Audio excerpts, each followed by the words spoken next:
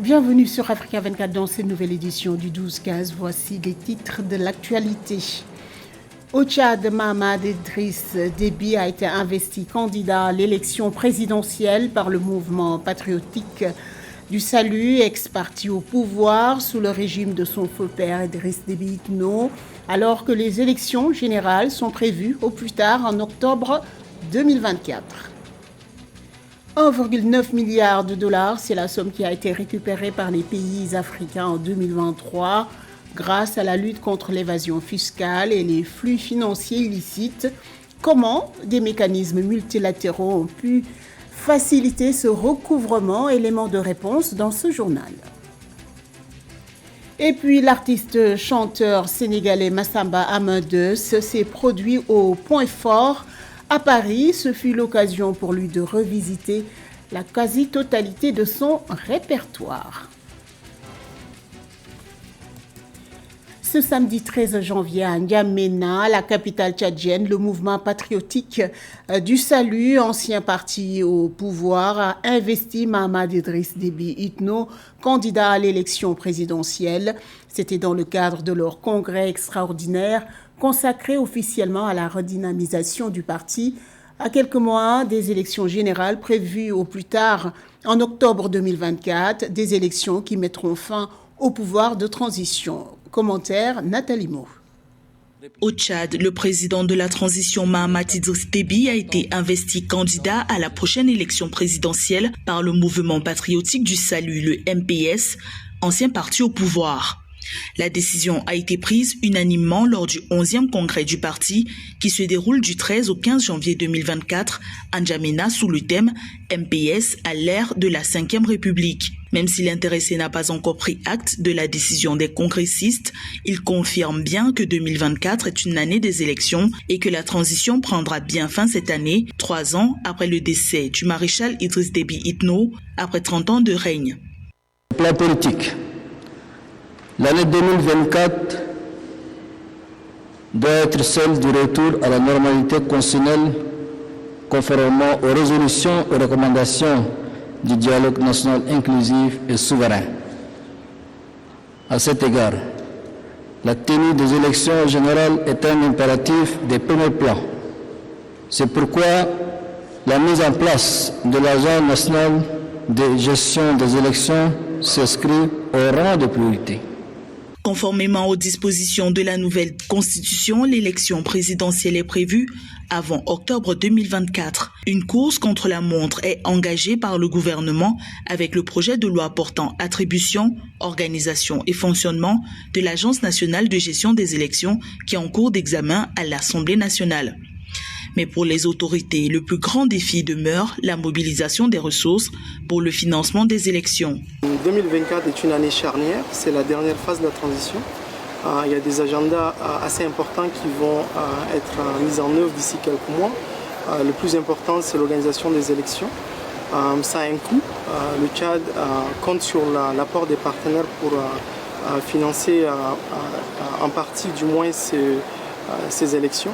Et j'espère que nos partenaires nous écouteront. On compte sur eux pour mobiliser les financements nécessaires pour ces élections.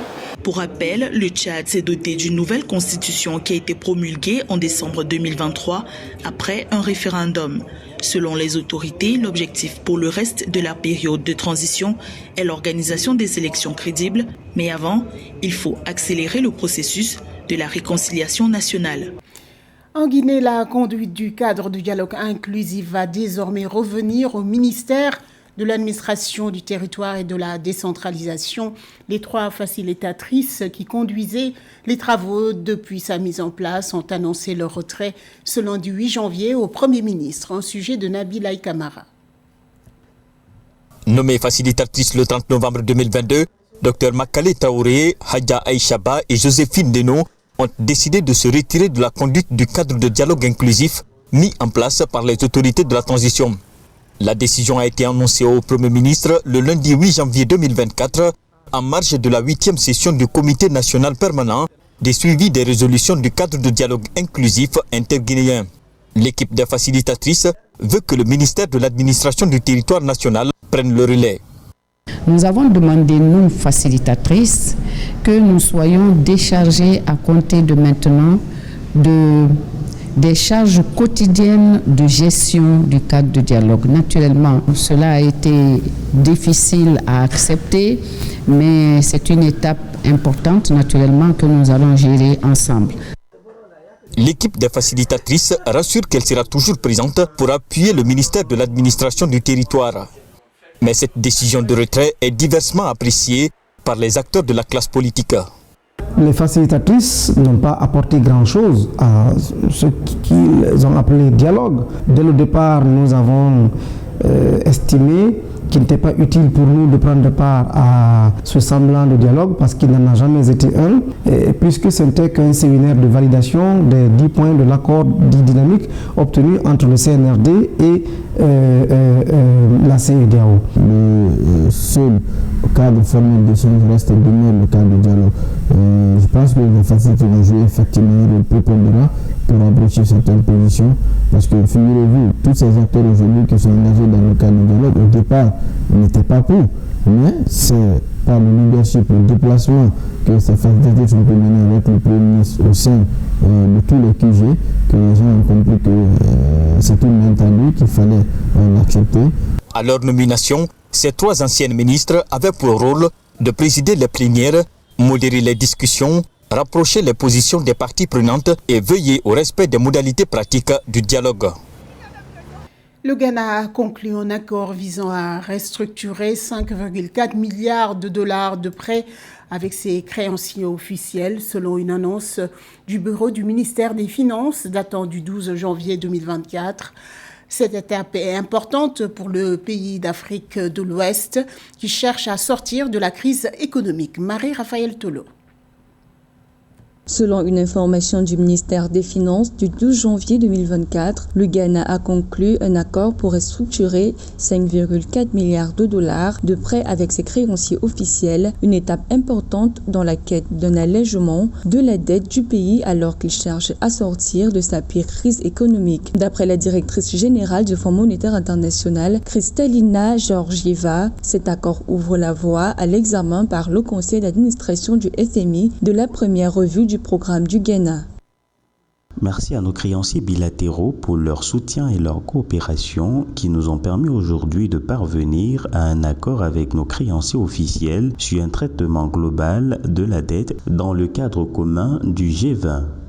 Cet accord signé avec des prêteurs bilatéraux dont la Chine et la France a été essentiel pour débloquer de nouveaux financements du Fonds monétaire international et permettre au Ghana d'accéder à ces 100 millions de dollars supplémentaires dans le cadre de son programme de sauvetage des 3 milliards de dollars. Selon le ministre ghanéen des Finances, les conditions devraient être formalisées dans un protocole d'accord qui sera traité bilatéralement avec tous les créanciers.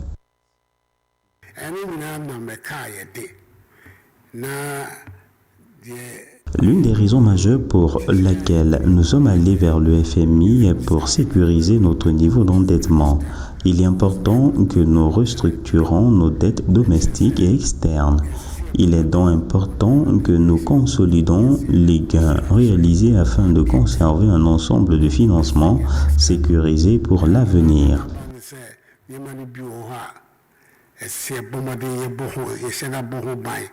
Outre le Ghana, le Tchad, l'Éthiopie et la Zambie ont également déposé des demandes d'allègement de dette dont les négociations ont été lentes en raison de problèmes de coordination et des désaccords sur l'évaluation de la comparabilité du traitement entre les différents types de créanciers. Selon l'Organisation de coopération et de développement économique, l'Afrique perd jusqu'à 60 milliards de dollars chaque année en flux financiers illicites grâce à des mécanismes multilatéraux de lutte contre l'évasion fiscale. 1,9 milliard de dollars ont été récupérés en 2023. Les détails dans ce sujet de Nathalie Mo. $1,9 milliard ont été obtenus de la lutte contre l'évasion fiscale et les flux financiers illicites en Afrique en 2023. Les pays africains ont réalisé des revenus supplémentaires grâce aux dénonciations volontaires, à la mise en œuvre de mécanismes d'échange d'informations et à des enquêtes offshore rigoureuses. Nous soulignons que les mesures nationales sont indispensables, mais qu'elles sont actuellement largement insuffisantes lorsqu'elles sont mises en œuvre seules. Par conséquent, nous soulignons l'importance de la collaboration régionale, continentale et internationale pour faire face aux défis structurels et de gouvernance au sein de la structure financière et économique mondiale. L'Organisation de coopération et de développement économique, l'OCDE, estime que l'Afrique perd chaque année jusqu'à $60 milliards en flux financiers illicites. La Banque mondiale estime que la participation au mécanisme d'échange d'informations pourrait augmenter les recettes fiscales des pays africains de 5% à 19% du produit intérieur brut. Cela représente près de la moitié du déficit de financement de $200 milliards nécessaire pour atteindre les objectifs de développement durable d'ici 2030 en Afrique. Nous réitérons l'appel à des réformes urgentes et globales des architectures mondiales de fiscalité financière et de dette pour lutter efficacement contre les flux financiers illicites. Nous reconnaissons l'exclusion historique des pays africains dans les discussions fiscales mondiales et nous plaidons en faveur d'un système fiscal mondial plus participatif et équitable. Les gouvernements africains intensifient leurs efforts pour renforcer la mobilisation des ressources intérieures face à des difficultés économiques telles que l'inflation et le fardeau de l'endettement. La fiscalité est l'un des instruments les plus importants dont dispose un gouvernement pour atteindre des résultats économiques, politiques et sociaux, indiquent des experts. Dans le reste de l'actualité, en Zambie, une terrible épidémie de choléra a fait des centaines de décès et des milliers de personnes sont infectées malgré le renforcement de la campagne sanitaire lancée par les autorités fin décembre 2023. Les médias locaux rapportent 351 décès et près de 9000 cas actifs dans tout le pays. Les centres de prise en charge, et particulièrement celui du stade de Lusaka, sont débordés. Des milliers de familles attendent d'avoir les nouvelles de leurs proches. La maladie s'est désormais propagée à 45 districts dans 8 des 10 provinces du pays. Des milliers de doses de vaccins sont attendues de la part de l'Organisation mondiale de la santé. À la page culture, il veut conquérir l'international. L'artiste sénégalais Massamba Amadeus s'est produit au Point Fort à Paris ce vendredi 13 janvier. Entre sonorités pop sous les rythmes sénégalais, l'enfant de Khombole a fait vibrer la salle. Ce passionné de musique dont les sources d'inspiration sont Chris Brown ou Youssou N'Dour a vu son ascension lorsqu'il sort son titre Boulma Sagané, qui a enregistré plus d'1 million de vues. En sujet de la rédaction.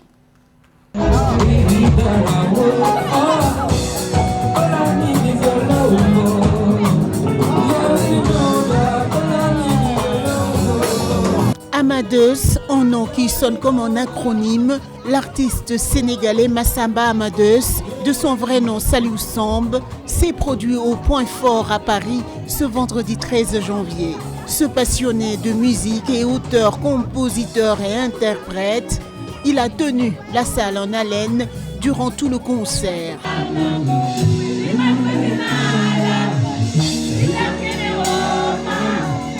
C'est crucial dans la carrière d'un artiste de faire un voyage, de quitter son pays et d'aller vers une autre contrée. Parce que Paris, c'est comme un tremplin en fait.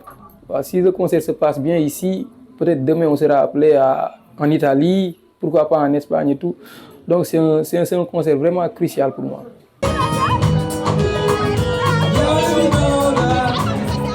C'est dans les couloirs du lycée que Massamba Amadeus et ses compagnons se rencontrent en 2013. Ils vont former le groupe 4BSPDL qui signifie avoir la même vision sans peur du lendemain. Le groupe va immédiatement connaître un franc succès.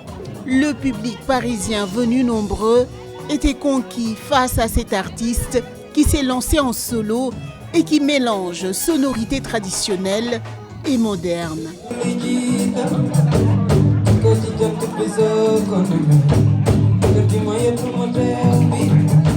La world music, de l'afrofusion. Je fusionne la musique africaine avec d'autres sortes de musique des pays de l'étranger. Parce que ça nous permet de nous expandre tout en gardant nos racines en fait. C'est pour ça que c'est très important pour moi.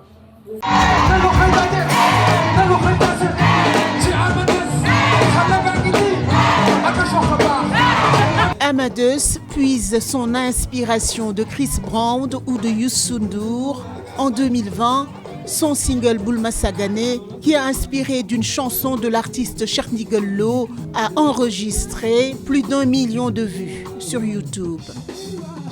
Pour leur premier match dans la 34e édition de la Coupe d'Afrique des Nations de football, dans ce groupe B, le Cap-Vert a battu le Ghana ce dimanche avec un score de 2-1, match nul, 1-1 pour le Nigeria et la Guinée équatoriale dans le groupe A.